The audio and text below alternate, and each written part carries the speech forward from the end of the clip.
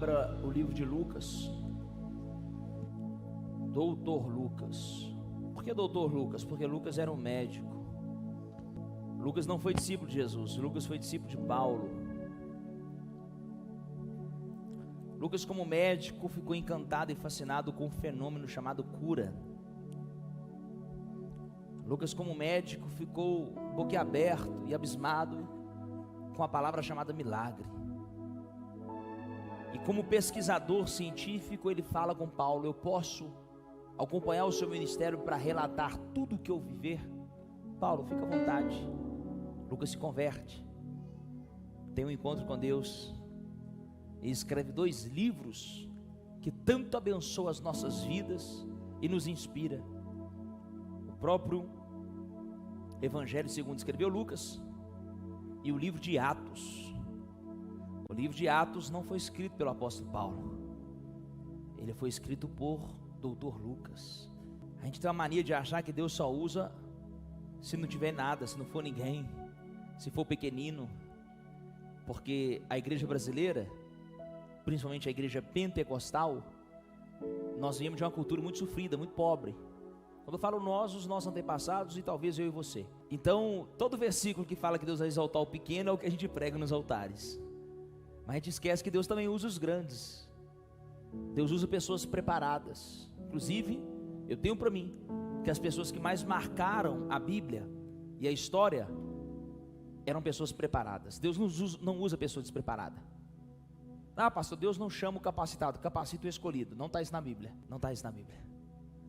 Você precisa se capacitar, você precisa estudar, você precisa investir. É por isso que tem muito crente que não prospera, porque ele se apega: não, Deus vai exaltar o grande, Deus vai bater o grande e vai exaltar o pequeno. Aqui não está falando de tamanho financeiro ou cultural, está falando de soberba e arrogância. Ah, Deus escolhe as coisas loucas para confundir as sábias. E aí a gente se apega só nesse versículo e esquece que Moisés era poliglota. E diz os historiadores que ele falava 80 línguas e dialetos, que ele foi educado como príncipe para ser o herdeiro do trono. E quem que Deus chama para ser o libertador de Israel? O filho de Faraó, alguém que foi educado dentro do palácio, ou seja, alguém que consegue se comunicar no mesmo nível de Faraó. Quem que Deus chama para governar a Babilônia? Daniel. Quem era Daniel? Um jovem sábio, inteligente, douto. Entre os sábios ele era o mais sábio, está escrito. Quem Deus chama para governar José, para governar o Egito? José. Aí você pensa: tá, de José era ninguém. Quem te disse que José era ninguém? José, sabe por que ele foi governador do Egito? Pergunta por quê?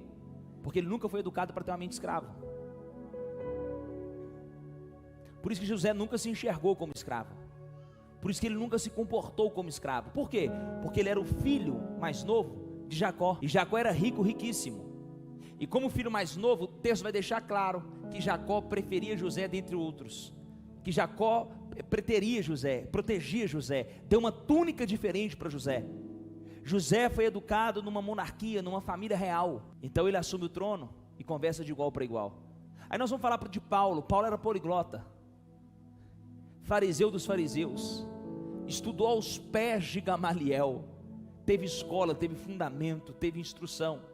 Para de achar que Deus vai usar você de qualquer jeito, viu? Para de achar que você com a vida toda errada, toda bagunçada. Não, Deus vai fazer, vai não.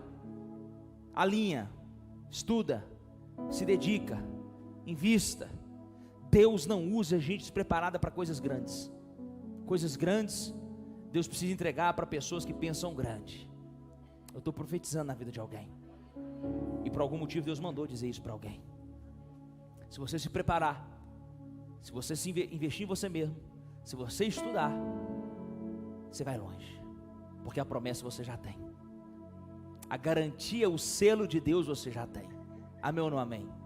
Então vamos para Lucas capítulo 5, versículo 27. Pastor Pedro, por que você falou desses homens? Porque eu vou começar a narrar a história de Levi. Por que você falou desses homens preparados, esses homens grandes, esses homens?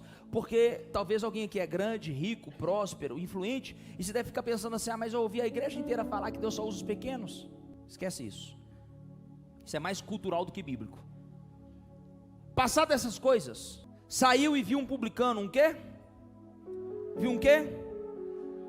Chamado Levi, assentado na recebedoria. Recebedoria é onde que se cobrava os impostos. É o lugar aonde você deveria ir pagar os seus impostos. E Jesus lhe disse: segue-me. Olha para mim. Por que o texto fala que ele era publicano e que ele estava na recebedoria? Quem era Levi? Levi era alguém que trabalhava para Roma. Levi era alguém que tinha cargo importantíssimo dentro do Império Romano. A função de Levi, quem é do interior ou já morou no interior sabe o que eu vou falar. Antigamente existia uma profissão chamada cobrador. Ele pegava uma pastinha, a pasta mais temida do que as irmãs do coque, e botava aquela pastinha. E quando você via o cobrador bater na casa de alguém, falava assim: ah lá, a irmã Joana está devendo, o cobrador está indo lá. E ficou brava com ele, porque tem gente que está devendo e ele fica bravo. Já viu isso ou não? Tem gente que está devendo e xinga os outros ainda. Tem gente que está devendo e mata o outro. Eu perdi uma ovelha, porque ele foi cobrar 70 mil de uma dívida, o cara devia ele 70 mil, matou ele. Pra você entender o que é. O meu falecido avô João Avelino, pai do meu pai, me deu um conselho que eu nunca mais esqueci, ficou na tábua do meu coração. Um dia ele falou assim: meu filho, deixa eu te falar uma coisa, o dinheiro para sair, sai caladinho, mas para voltar tem que fazer um barulho. Então na hora de pedir, todo mundo te ama, pode confiar, é isso, é aquilo, você me conhece. Agora, quando ele está atrasado, se você for cobrar, você ainda é visto com maus olhos, você ainda é mal falado. Tem algum microfone aberto que está me atrapalhando.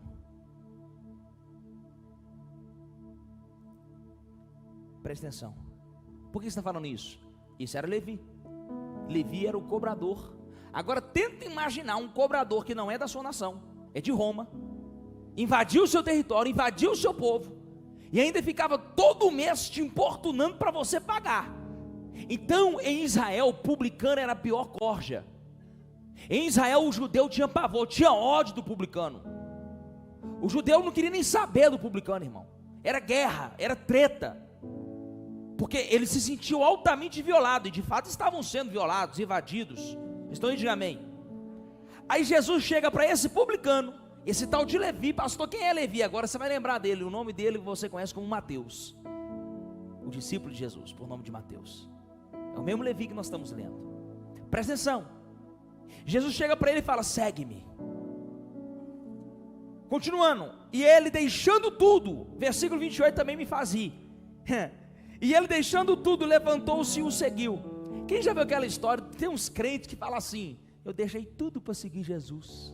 Quem já viu essa história? Pastor, eu larguei tudo. Um dia veio uma irmã desesperada falar: pastor, eu não estou entendendo o que Deus está fazendo comigo. O que está acontecendo com a minha vida?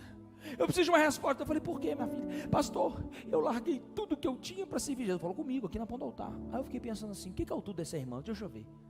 Aí eu fiquei, porque ela falou assim, tudo com tanto gozo, com tanto orgulho. Eu falei: mas tudo o que, irmã? Quem você era? O que você tinha? Qual era o seu patrimônio? A gente tem uma mania de falar que largou tudo, irmão, mas o seu tudo era dívida.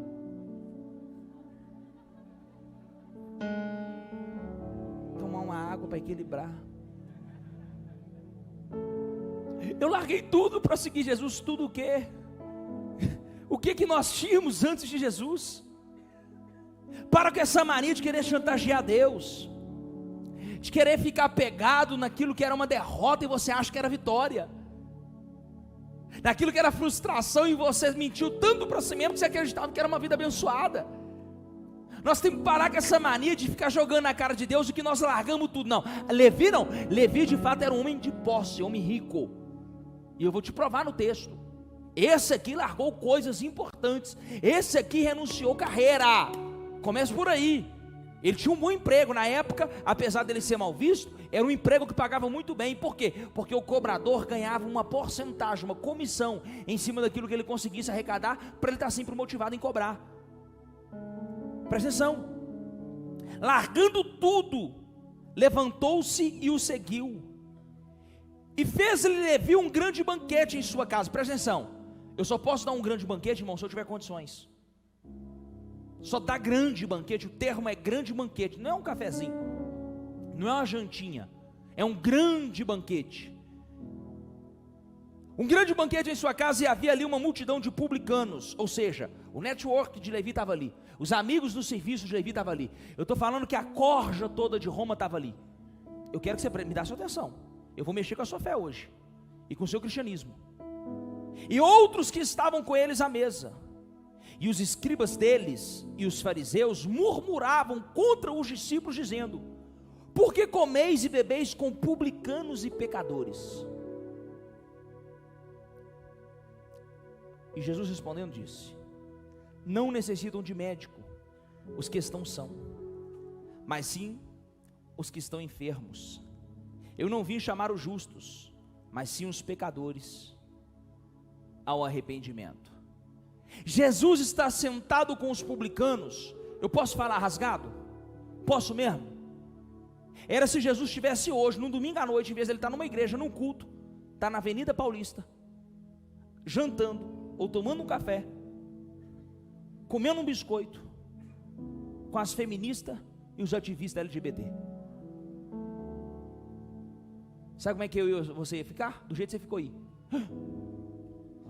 Será, pastor? Será não, é o que está no texto. Os religiosos ficavam incomodados pelos ambientes que Jesus ia. Será que nós não temos sido os fariseus dessa época? Querendo falar onde que Deus pode ir ou não? Querendo falar com quem Jesus pode se assentar ou não? Pastor, você está meio de esquerda? Não, não sou nem de esquerda nem de direita. Pastor, você é do centro também? Não, eu sou de Jesus. E toda vez que eu percebo que socialmente ideologias estão falando mais do que o caráter de Jesus, eu preciso equilibrar as coisas. Toda vez que eu percebo que ideologias estão tirando o foco de Jesus, eu preciso equilibrar as coisas. Como alguém responsável, preste atenção. Jesus, ele teve uma especialidade: derrubar muros.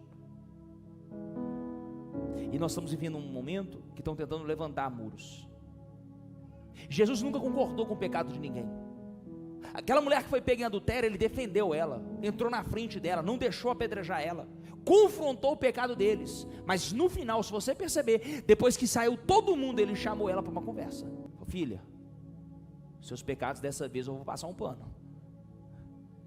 Filha, dessa vez eu vou relevar. Você sabe que você errou. Você viu a confusão que você arrumou para mim aqui agora. Estou falando em linguagem como se fosse interpretando. Amém, gente?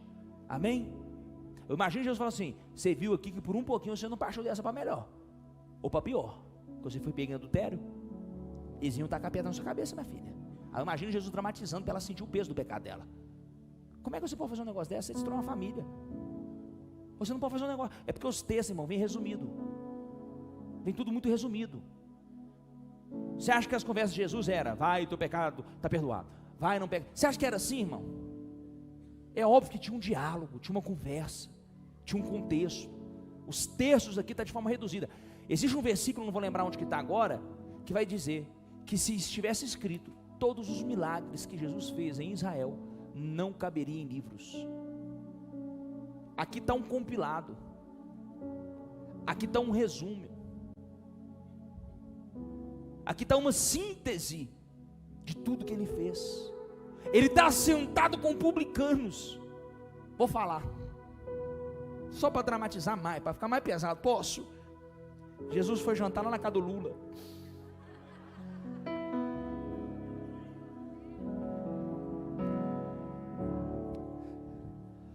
Pastor fulano de tal é visto jantando na casa de Dilma Rousseff. O que eu e você vamos pensar?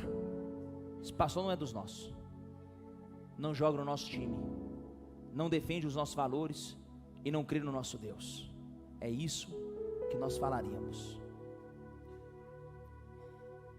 Se Jesus viesse hoje, anote o que eu estou te falando, você e eu ficaríamos escandalizados. Escandalizados com o tamanho do amor de Jesus. Deixa eu te falar uma coisa: Jesus não quer saber se você é petista ou bolsonarista. Jesus está preocupado em resgatar a sua alma. Quero saber qual é a diferença do pecado do adúltero, pro que bebe, pro que usa droga, pro que dá cano nos outros, pro estelionatário, pro homossexual. Qual é a diferença? O que o dele é mais escandaloso que o seu, né? Porque pecado por pecado, a igreja precisava confrontar um tanto de pastor adúltero aí. A igreja precisava confrontar um tanto de pastor manipulador que engana o povo. Mas agora parece que só existe uma pauta: pegar pesado contra ativista LGBT. E nós estamos esquecendo que para tirar a trave que está no olhinho do irmão, a ferpinha, quer dizer, era bom primeiro tirar a trave que está no nosso. Sabe por que eu não ouso me levantar contra um sistema inteiro? Porque eu olho para dentro da minha própria igreja e falo, não estou dando conta de cuidar nem do meu altar.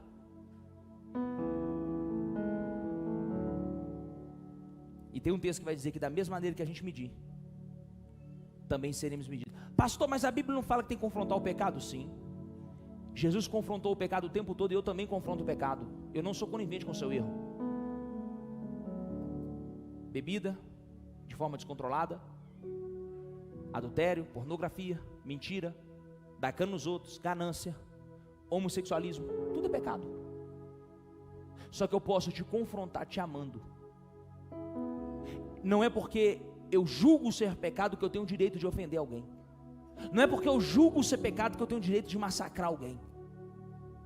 Não é porque eu julgo ser pecado que eu tenho o direito de digitar regra para o outro. Ele faz o que quiser da vida dele. O que me cabe aqui é alarmar, é anunciar, é orientar. Agora a decisão é pessoal. E nós estamos pegando caminhos tão extremos que isso vai gerar e já está gerando uma sequela terrível. Porque em vez de aproximar, nós estamos afastando. Em vez de atrair, nós estamos repelindo. Ah, mas a voz nova não confronta, confronta sim. Eu posso citar inúmeros casos de homossexuais, de viciado em droga, de traficante, de gente adúltera, que consertou 100% da sua história. Só que eu posso confrontar no amor, como Jesus fazia.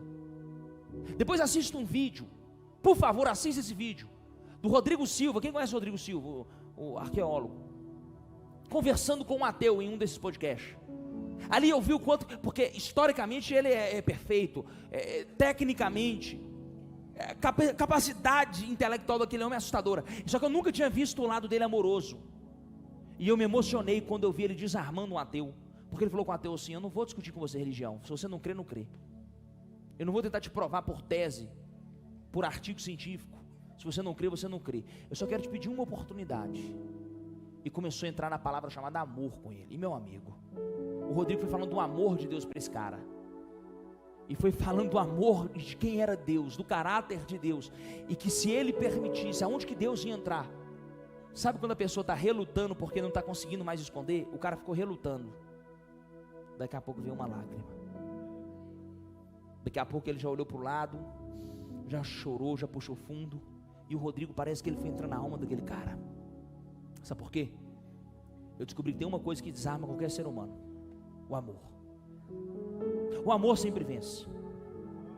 Deixa eu falar algo para a igreja que está lotada hoje. Tem muita gente me ouvindo no Brasil inteiro. E eles podem até fazer um corte das minhas falas. O amor sempre vence. É impossível disputar com alguém que está decidido a amar. Sabe quando nós estamos birrento com Deus, murriento com Deus, atrevido com Deus, quando você está revoltadinho, chateadinho, porque algo não foi do seu jeito, não foi do seu tempo, não foi na sua hora, aí você começa a fazer umas provocações para Deus. Deixa eu te falar uma coisa: pior coisa que você pode fazer, porque Deus dobra o nível de amor. Deus é amor. Deus é o quê? Deus não usa outro método para te conquistar. O método de Deus de conquista é amor. Por isso que Ele é irresistível. Como assim? Porque toda vez que você fica bravo com Deus, Deus olha para o anjo e fala assim: vai lá e age com graça com ele. Sabe quando a mulher está brava e o marido fica fazendo piadinha? Ela continua brava, é óbvio, continua nervosa. Aí ele dá uns beijinhos no cangote dela. Aí ela: não encosta em mim. Aí ele vem e engarra ela à força. Aí ela fala: sai daqui. Ele: não vou sair, eu te amo. Eu te amo, eu te amo, eu te amo e eu não te largo.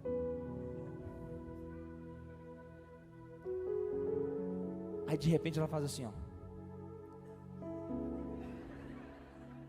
É assim ou não é? Você fica discutindo, deve ser bobo, rapaz.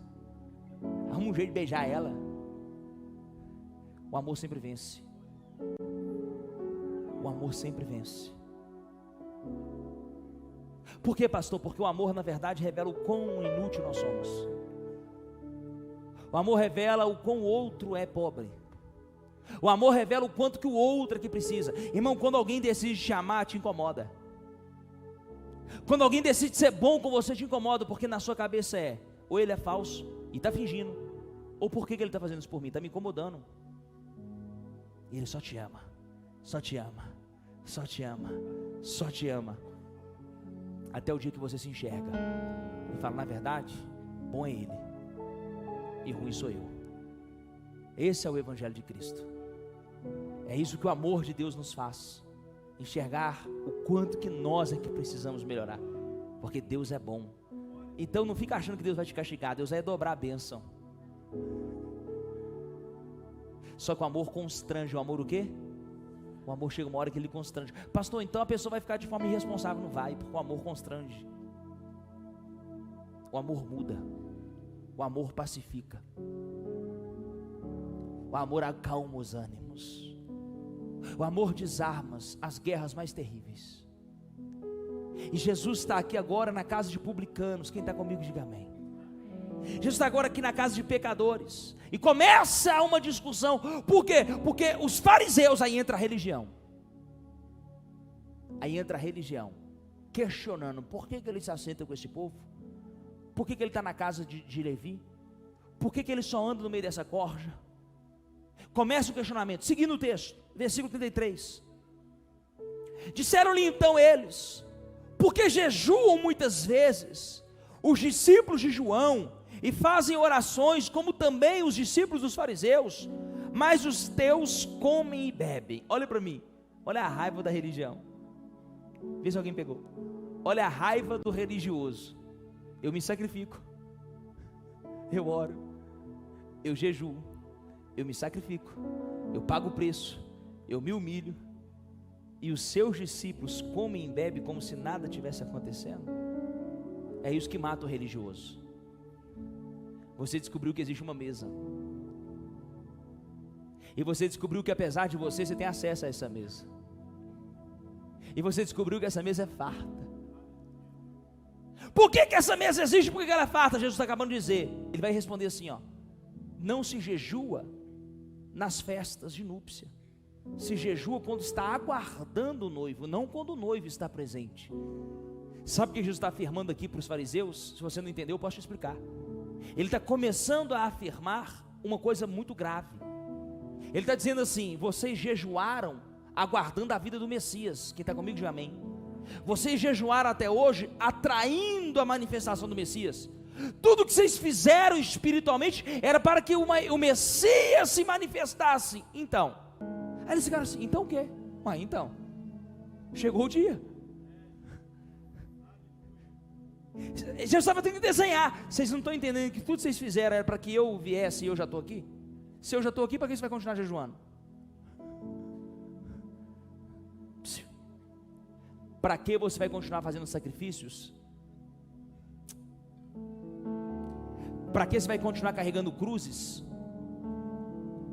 Aceitando acusações? Levando sobre si o seu próprio pecado? Se teve alguém que falou assim: qual que é a dívida dele? Quanto que ele deve? Qual é a treta? Qual o problema ele se enfiou? Qual é a vergonha que ele carrega? Qual é o medo que ele tem? Qual é o trauma que tem na alma dele? Pois é, diabo, quanto que eu preciso pagar para você me entregar tudo isso? O diabo falou assim: eu preciso que alguém morra, porque o salário do pecado. Jesus falou: então tá bom, eu vou morrer no lugar dele, eu vou apanhar no lugar dele, eu vou deixar você me xingar no lugar dele, eu vou aceitar cusparado no lugar dele. E aí você faz um favor para mim, não faz mais isso com ele não.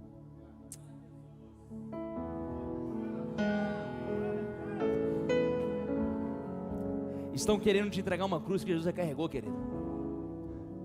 Estão querendo colocar um fardo em você que Jesus já levou. É isso que talvez conflita eles com o estilo Boas Novas e a forma que eu vivo a minha vida, porque eu entendi isso e levo a sério isso.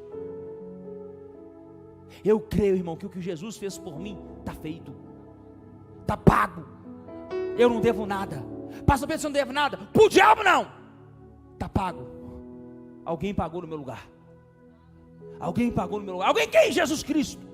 Está escrito que ele pegou todas as células de acusação, todas as células contrárias a mim, contrárias a você, e cravou lá na cruz do Calvário. Toda vez que o diabo vai diante do Pai te acusar e cobrar algo, Jesus fala assim: diabo, eu acho que você está esquecendo de uma coisa, já está pago, meu filho, olha lá para a cruz. Ei, eu vim dizer para você também: olha para a cruz, olha para a cruz, já está pago, já está pago, já está pago, já está pago. Oh! Bate na mão de duas pessoas, seja profeta, fala para ela, já está pago, você não deve nada. Fala para ela, já está pago, você não deve nada. Profetiza, vai minha filha, movimento aí, eu sei ir, bate na mão de alguém.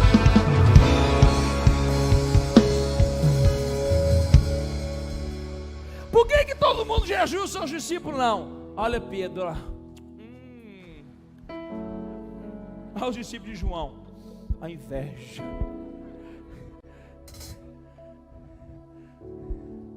Olha o Chester molhadinho. Pega esse pãozinho para mim. Tem pavê hoje? Pastora Kelly. Tem pudim de leite condensado. Tem um cafezinho expresso também. Uma água com gás. E alguém se matando porque ele não acha digno. E alguém se martirizando porque ele não acha digno de desfrutar do que Deus já fez. Existe uma novidade de vida, eu posso entrar nisso? Vocês me dão mais alguns minutos? Porque eu nem entrei na parábola. Se você não percebeu, ainda eu vou ler a parábola. Passa mais uma hora? Não, prometo que não. Quase isso.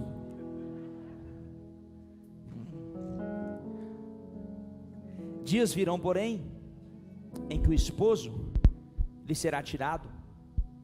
Então naqueles dias jejuarão. E disse-lhes também uma parábola. Pronto, entrei.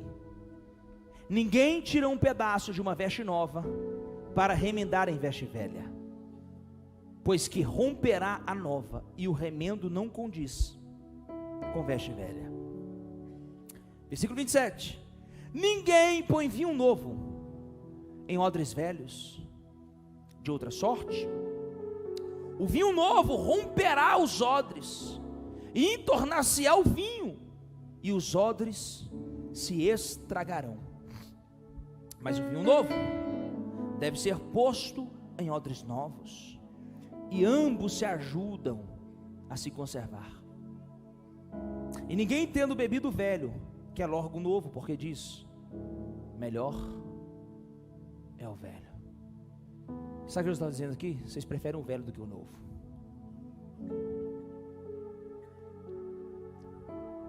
Olha para mim. Duas coisas que ele usou como analogia, como metáfora, para explicar uma verdade do reino. Eu preciso de toda a sua atenção. Ele usa primeiro a das vestes. Ninguém pega um tecido novo, porque tecido novo ainda tem elasticidade. Tecido novo ainda não passou por um processo chamado lavagem. Eu, como mexo com tecido, mexo com roupa, sei quando se passa por boas lavagens e quando não passa por lavagem. Quando lava, muda, não tem jeito. Fábricas boas, indústrias boas, lava inúmeras vezes, de várias formas, o tecido, para que quando você comprar, ele não estique, não deforme, não fique torto. Mas essa lavagem custa água, custa energia, custa dinheiro. Por isso que muitas indústrias não fazem. O dia que você vê a camisa está linda, mas o dia que você lava, você vai ver que ela não é tão linda quanto parecia, porque o tecido perde as fibras. Só que tecido na Bíblia, Jesus não está usando à toa o termo veste. Veste fala de ministério. Toda pessoa que tem ministério tem que ter vestes de ministério. Eu já falei isso, eu estou tentando seguir toda uma linha de raciocínio. Eu expliquei para você o que são as vestes do cristão. Acho que 2 cultos atrás eu te dei uma aula em Apocalipse, explicando para você como que nós podemos fazer para tecer as nossas próprias vestes, que são os atos de justiça dos santos. Olha para mim. Todo ministério tem que ter uma veste. O sacerdote, você só identificava e ele só podia entrar no templo ou no tabernáculo se ele tivesse vestindo a estola sacerdotal que foi inspirada por Deus e Moisés desenhou. Elias, quando vai chamar Eliseu, o que ele passou sobre Eliseu? Alguém lembra? Uma capa, a sua própria veste. O ministério de José estava revelado aonde? Na túnica. Você pode ver que eles não mataram José, eles tomaram a túnica dele. Vou falar de novo. Eles não mataram José, eles tomaram a túnica. Porque tem gente que não vai conseguir te matar, mas vai tentar tocar no seu ministério. Tem gente que sabe que não pode te matar porque ele não é Deus e porque ele não quer ser homicida, mas ele vai tentar roubar aquilo que Deus colocou em você de precioso. Jesus também tinha ministério e ele falou do seu ministério através das suas vestes. Quando Jesus morre, se você ler o texto, Tem um detalhe escrito que aquele detalhe não está lá à toa, porque na cultura judaica todo mundo entende o que quis dizer. O texto vai dizer que as vestes de Jesus ficaram dobradas no túmulo. Tem alguém aí ou não? E quando você estuda a cultura judaica, quando eles estão almoçando, jantando, fazendo qualquer coisa na mesa, se a pessoa não tiver terminado o que ela está fazendo, ela colocou uma comida, mas ela não terminou de se alimentar, mas ela precisa levantar, ir na cozinha, ir no banheiro, ir na rua, fazer qualquer coisa, ela dá um sinal para quem está servindo a mesa. Ela pega o seu lenço, o seu guardanapo, dobra ele e põe ao lado do prato. Toda pessoa educada na cultura judaica sabe, se o lenço estiver dobrado, não mexe em nada não, ele vai voltar.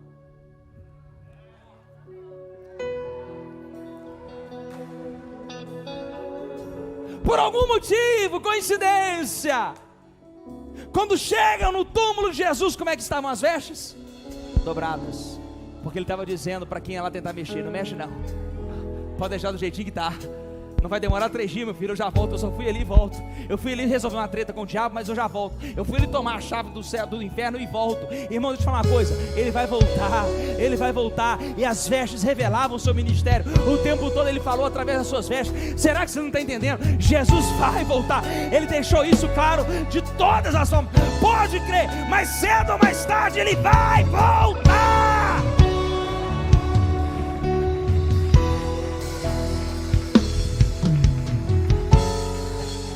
Só que agora ele entra no sangue, porque vinho fala de sangue, não precisa nem explicar muito. Ele vai fazer uma nova aliança no meu sangue. Então, se é uma nova aliança, o que ele está dizendo? Se eu preciso de algo novo, é porque alguma coisa já ficou arcaica, é porque alguma coisa já ficou velha. Tem coisa que funciona, mas você precisa do novo. É mais prático, é mais leve, é mais objetivo, a manutenção é melhor, dá menos defeito, porque essa é a tendência das coisas novas. Eles vão melhorando processos, vão melhorando o produto, vão aperfeiçoando as coisas. E Jesus agora, antes de partir, ele está sentado com 11 discípulos, com quantos? Porque o traidor ele tirou. Por que o traidor ele tirou? Porque ele nunca entrega coisas novas para a gente que não está pronta para receber, para a gente que não sabe administrar o que recebe, para a gente irresponsável, para a gente traidora, para a gente infiel, para pessoas inconstantes na fé e no propósito. Então ele vai entregar, irmão, uma nova aliança. Tanto é que ele vai dizer: um novo mandamento vos dou. Quantas vezes Jesus disse isso? A lei está escrita assim, mas eu digo assado. Na lei de Moisés está escrita assim. Sabe o que ele estava dizendo? Eu vim da F5, eu vim atualizar o software, eu vim trazer uma nova roupagem ao aplicativo. A essência é a mesma, o núcleo é o mesmo, o propósito é o mesmo. Eu só vim melhorar o que já era bom. Sabe por que nós não estamos recebendo coisas novas? Não é porque Deus não pode entregar, é porque talvez nós não estamos prontos para receber. Está no texto: eu não vou derramar vinho novo em odre velho. Para quem que ele está dizendo isso? Para os fariseus. Ele está simplesmente falando que os fariseus têm uma mente enrijecida. Ele está olhando para uma cúpula religiosa, ele está falando para o religioso. Agora quem está questionando ele são os fariseus, esquece o publicano. A conversa agora é com os fariseus, a cúpula máxima da religião. E ele vira para esses caras e fala assim: eu tenho algo novo, mas vocês não podem receber. Vocês gostam do que é velho, vocês gostam de coisa tranqueira, coisa enferrujada, coisa passada. Sabe o que Jesus está dizendo? O que eu tenho é tão valioso, mas tão valioso, que eu não vou colocar em qualquer lugar. O que eu tenho é tão poderoso, que eu vou fazer na vida de quem está disposto. Pastor, mas aonde que Jesus está querendo essa novidade? Vai comigo, Romanos 12, versículo 1, e eu termino. A novidade que Jesus está dizendo aqui, irmão, é uma novidade na nossa mente. O que Jesus estava tentando confrontar, porque fé eles tinham, fé no Deus certo eles tinham, religioso eles eram. Então não está falando de religião, está falando de como eu me porto na religião, está falando de como eu enxergo os mandamentos. Uma certa feita, um homem pergunta para Jesus: Jesus, o que eu faço para herdar o reino? Eu tenho sido dizimista, eu tenho guardado a lei, eu tenho orado 3 vezes ao dia, eu tenho jejuado toda semana. Aí Jesus faz 2 perguntas. Quantas perguntas?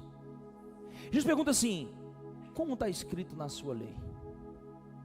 Aí ele responde: amará a Deus acima de todas as coisas, e ao teu próximo como? Aí Jesus faz a segunda pergunta. Me pergunta qual? Fala qual? Aí Jesus faz uma pergunta agora devolutiva para ele: e como que você interpreta? Porque entre o que está escrito e aquilo que eu interpreto tem uma distância.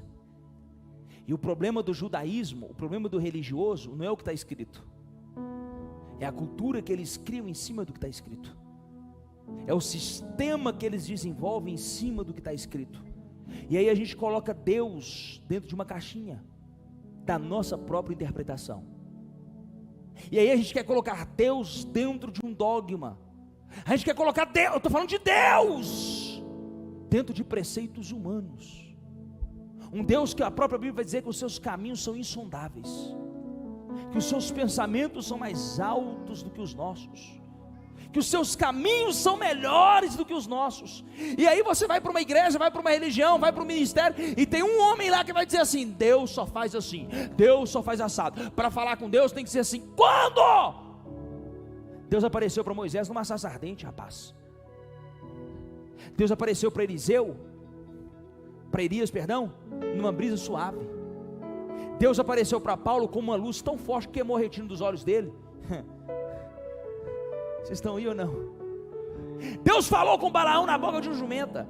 Imagina, Deus me manifestou para você como? A jumenta conversou comigo. Sabe o que você falar com você? Tomou um chá de cogumelo, foi para o meio do mato, não tinha o que fazer, fez um chá, ficou doidão, falou que a jumenta conversou com ele. Foi a forma que Deus encontrou de conversar com Balaão. A jumenta falou com ele. Irmão, eu estou para te falar que Deus às vezes fala mais na boca da jumenta que na boca de um pastor.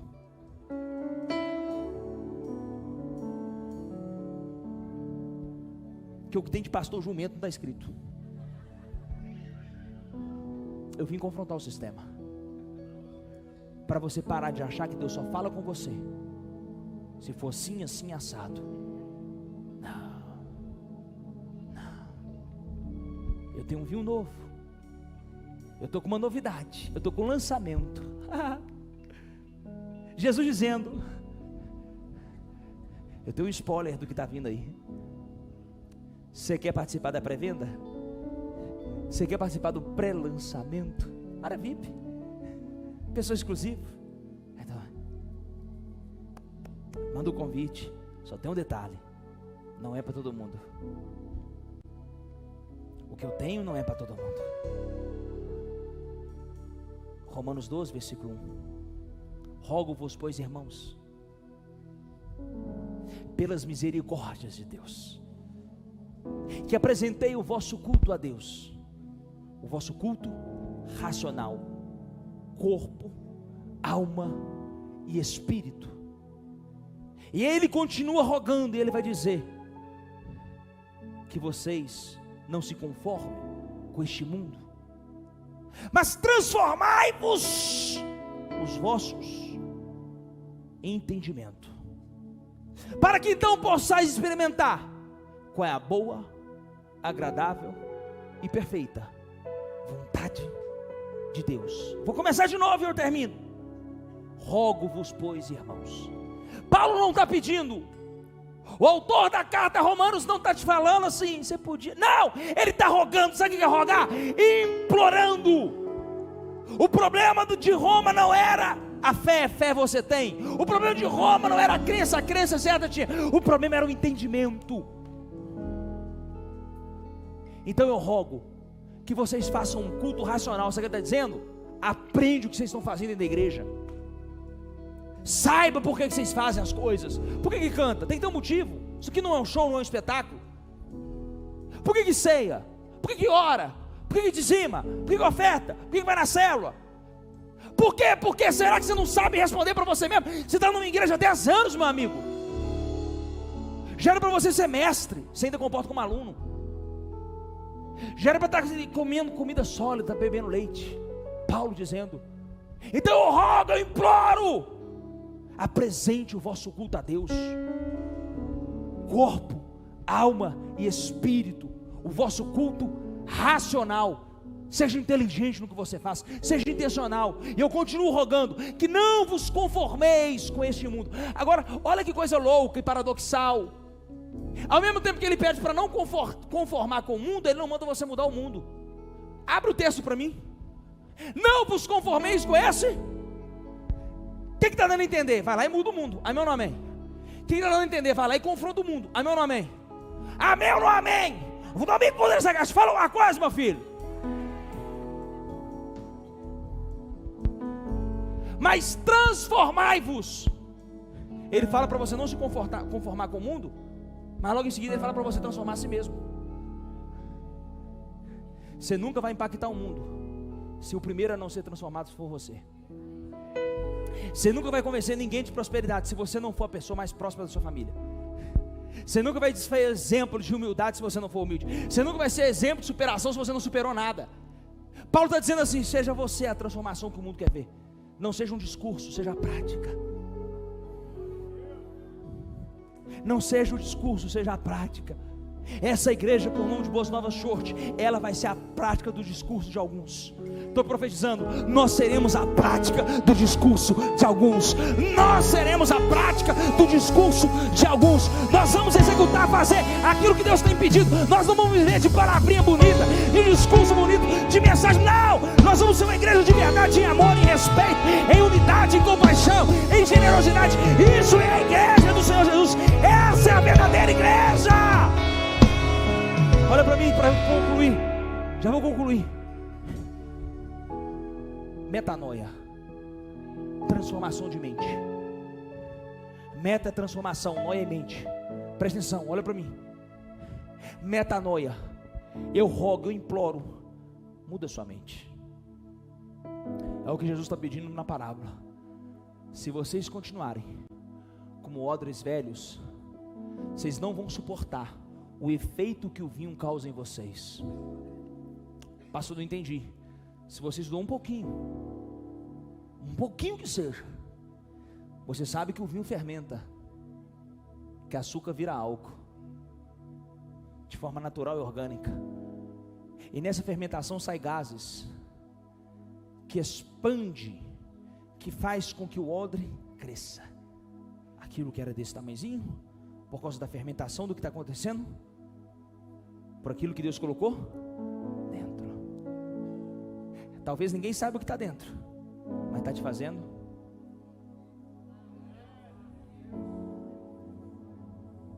O que Deus tem para fazer não é fora, é dentro. Deus só precisa de uma embalagem que suporte o que Ele vai colocar. O odre é uma pele de couro, pele de animal. Por que tem que ser odres novos? Porque ele tem uma elasticidade própria, que quando esse vinho vai fermentando, ele também vai, até que ele chega no seu potencial máximo.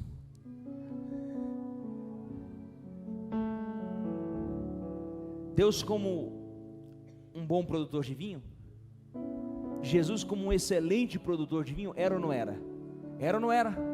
Era ou não era?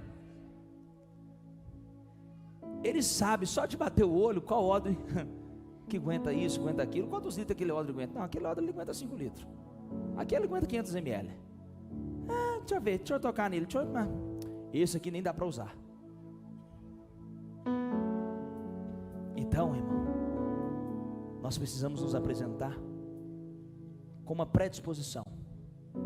Por isso que o orgulho, a vaidade, a arrogância do já sei. Se você já sabe, pode ir embora para sua casa. Já sei, fica à vontade. Nem perca tempo com a igreja, muito menos com esse pastor aqui. Vai jantar que é melhor. Esse negócio de já sei é o maior problema. Isso eu já vi. Isso nos impede radicalmente de viver coisas novas. Deixa eu terminar. Eu já passei altos e baixos com Deus. Eu já tive momentos de intensidade na fé, de orar, jejuar, ler Bíblia, ir no monte, ir na vigília, ir no culto, de uma forma que você não tem noção. Mas já tive momentos de falar: Deus é tão confuso, é tão estranho, é tanta coisa que tem, tanta coisa errada, é tanta gente errada. O mundo que a gente vive, com o que a Bíblia pede, é tão distante, tem hora. Quantos de nós não passamos por crises existenciais, que nos levou a questionar quem Deus era, se era isso tudo, se era dessa forma, se tinha que ser desse jeito que nos ensinaram? Quantos de nós já não passamos por esses questionamentos? E esse aqui não é um questionamento arrogante, não é um questionamento diminuindo quem é Deus, é um questionamento legítimo, de alguém que está sofrendo, de alguém que quer resposta, de alguém que crê nesse Deus, e porque crê nesse Deus, questiona Ele, pergunta para Ele. Quantos de nós não passamos por um momento de não sentir nada, apenas um vazio, um sentimento de: o que eu estou fazendo na face da terra? Pastor, já passou por isso mais do que você imagina? Deus me permitiu ter um princípio de depressão para entender o depressivo, porque eu não entendia.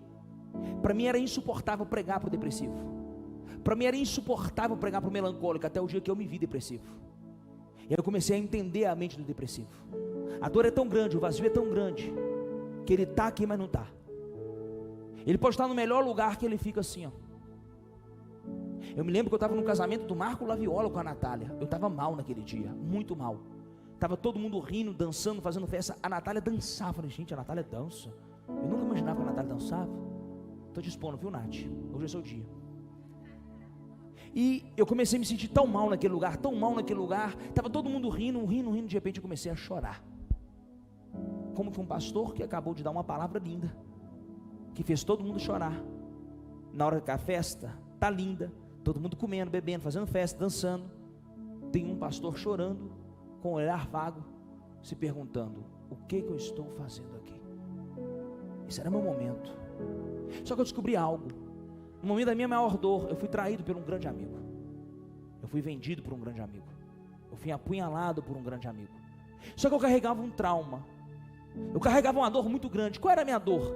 A vida inteira, até depois de convertido, qualquer problema que tinha, quem era?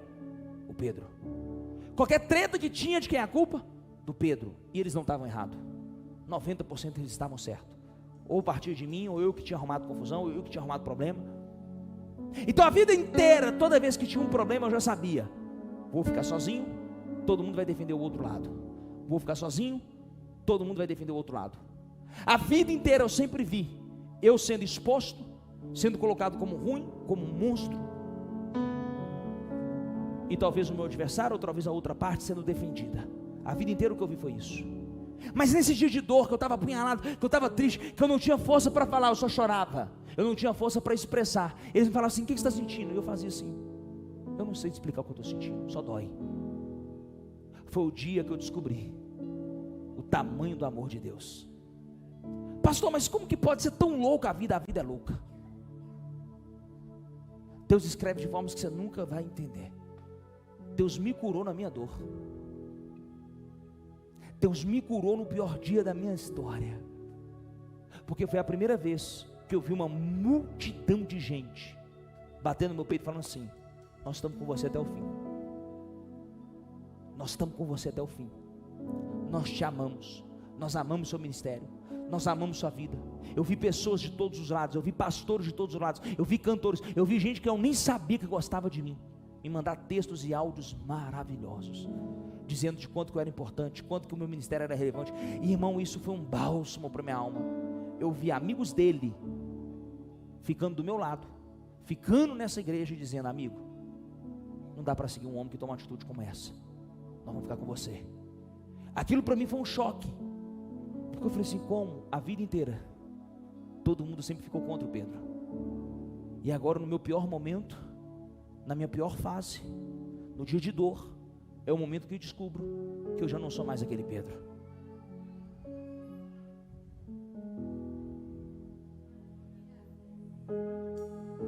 Tem coisa que a gente só descobre quando acontece. que você já não é quem você era, que a sua história já mudou, só você que não percebeu, que você já não é mais visto pelas pessoas como você era visto, só você que não percebeu, porque talvez o processo que você passou foi tão rápido, mas foi tão violento que você não percebeu que já mudou. Você não vai mudar, você já mudou. Eu não sei para quem eu estou falando isso, mas você precisa se abrir ao novo. Deus tem uma novidade, e eu termino aqui, pode ficar de pé. Eu cheguei num momento do meu ministério que eu pensava, eu já vi de tudo na igreja brasileira.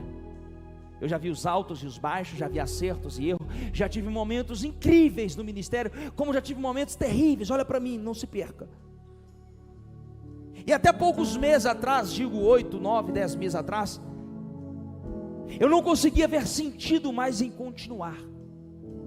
Eu me lembro um dia que eu estava muito mal, com uma crise terrível, e eu mandei no grupo da liderança da igreja. Eu nunca tinha feito isso em 10 anos de ministério. Me perguntaram, pastor, quem vai pregar hoje? Eu falei assim, vocês põem quem que vocês quiserem. Você não vai vir aqui? Não vou ir hoje. E quem que vai pregar, pastor? Vocês se viram, a igreja é sua, faz o que vocês quiserem, a partir de hoje a igreja não é minha mais. Vê se uma pessoa normal faz isso. Não faz. Uma pessoa que está em sã consciência não faz isso. Uma pessoa que está feliz, animada, com esperança não faz isso. Só faz isso quem está doente, quem está mal. Entregar o que eu construí. Sim, ó, faz o que vocês quiserem. Eu não vou aí, eu não quero saber o que foi, o que não foi. E literalmente não vim, fiquei uns 2 dias sumido. Não respondi ninguém, porque eu estava mal, estava surtado. Olha para mim. E naquele momento eu cheguei a cogitar, falei, eu não preciso mais de igreja não. Eu cheguei à conclusão que não ir ao culto tem hora que é melhor. Não ver gente tem hora que é melhor. Eu estava me convencendo que eu não precisava mais disso aqui. E de repente eu comecei a receber palavras proféticas de todos os lados. Deus está trocando as suas vestes, Deus está trocando a sua roupagem, Deus está te colocando em outro patamar de ministério, Deus está te levando para um outro nível, Deus está abrindo novas. Irmão, todas as mensagens que eu recebi era de algo novo vindo de Deus. E eu ficava, novo? Eu não tenho mais nada para ver. Eu já conheço o crente, já conheço a igreja, já conheço a igreja brasileira, eu já conheço esse povo. E eu pensava, como que eu vou viver algo novo? E eu descobri que existe o novo de Deus. E eu posso falar? Você pode até pensar em me julgar como desequilibrado. Isso eu não estou falando que aconteceu em 1 semana, 2 meses. É um processo de uns 6 meses para cá, irmão. Eu vou ser mais preciso, de janeiro para cá. Deus me deu tantos projetos, Deus me deu tantas ideias. Eu cheguei a cogitar, eu falei assim, gente, eu estou ficando igual quando eu abri a igreja. Eu estou ficando igualzinho quando eu abri a igreja. E eu me vi experimentando coisas novas, sensações novas. A minha relação com Deus mudou. A forma que eu me relaciono com o Pai hoje é outra. Eu sempre via, enxergava e ouvia Deus de uma forma, hoje totalmente diferente. A forma que eu tratava minha esposa era uma, hoje é outra. A forma que eu tratava a liderança era uma, a forma que eu enxergava a equipe era uma, hoje é outra. A forma que eu entrava naquela porta era uma, a forma que eu subo aqui hoje é outra. A forma que eu enxergo os problemas que estão diante de mim era uma, hoje é outra. Não foi um passo de mágica, foi um processo. Doeu, machucou, me cansou, mas pode falar, eu estou vivendo coisas incríveis. Eu estou experimentando de um Deus que eu não conhecia. Eu estou experimentando de coisas que eu não conhecia. Eu estou pegando na palma da minha mão. Não estou falando de matéria, eu estou falando de honra, de cuidado, de zelo. Deus sabe te honrar, Deus sabe te renovar, Deus sabe trazer o novo na sua vida. Existe um versículo que vai dizer que ainda que nos cortem e as raízes permaneçam, ao cheiro das águas vai brotar novamente. Já tentaram cortar você, já tentaram queimar você, mas você tem raiz. Basta vir uma chuva, só o cheiro da chuva, suas raízes se movimentam e fala, vamos de novo. Tem uma estação nova diante de mim. Tem uma estação nova diante de você. Você vai voltar a ser motivado como um jovem adolescente cheio de sonhos.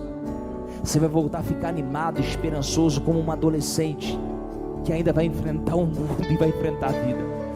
Eu estou dizendo que essa casca velha, esses odres velhos, essa veste velha, Jesus está jogando ela fora hoje. Tudo que você já viveu, tudo que você já experimentou, tudo que você acha que você viu, está dizendo assim: esquece isso. Eu tenho um vinho novo, eu tenho uma novidade de vida.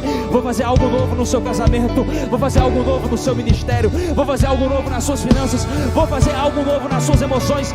Deus está doidinho para liberar novidade de vida. Será que tem alguém tomando posse? Será que tem alguém crendo nisso? Será que alguém pode celebrar isso? O novo de Deus está chegando. O novo de Deus está chegando. Creia nisso. O novo de Deus está chegando. Há uma estação nova. Há um tempo novo.